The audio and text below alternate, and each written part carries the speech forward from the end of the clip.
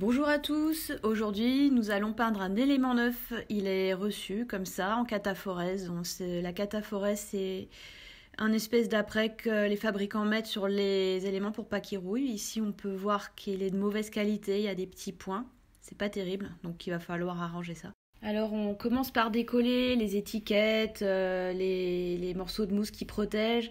C'est mieux évidemment. Après on passe un petit coup de diluant pour enlever la colle parce que ça risque de faire des réactions à la peinture. Ensuite on met un disque à poncer de 500 sur une interface de ponçage, c'est plus souple, c'est mieux pour déglacer une aile, pour faire les grands endroits plats déjà, c'est pas mal. On va donc poncer l'aile ainsi avec l'interface de ponçage et le 500 pour faire une bonne accroche mécanique. Ensuite, on prend une mousse de ponçage, c'est un papier à poncer qui est sur une base de mousse, donc c'est assez moelleux. C'est fait pour faire tous les petits recoins, les arêtes, là où l'aile a une pliure et tout. Du coup, ça évite de faire des traces de papier à poncer, des grosses rayures. C'est beaucoup plus doux, donc c'est plus adapté pour tous les recoins.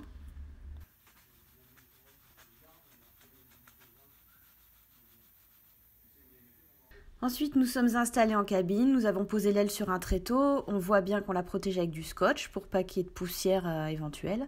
Et ici, je l'ai accroché avec du fil de fer pour être sûr que l'aile ne bouge pas pendant que je vais peindre.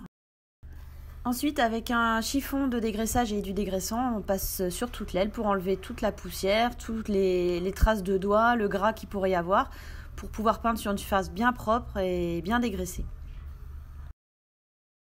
Ensuite, on prend un tack close et c'est un chiffon collant qui enlèvera toutes les petites poussières qui pourraient s'être posées entre-temps, le temps qu'on aille préparer son pistolet.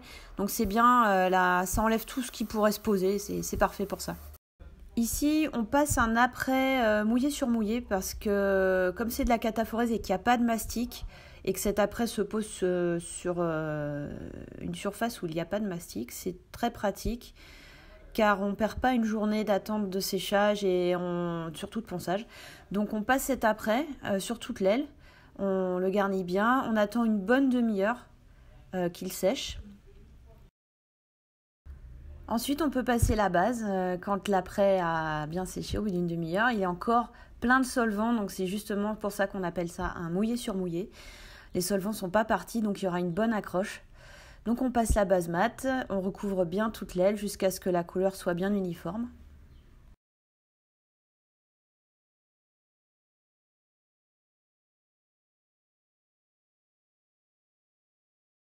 Et ensuite on passe le vernis, voilà, c'est la finition.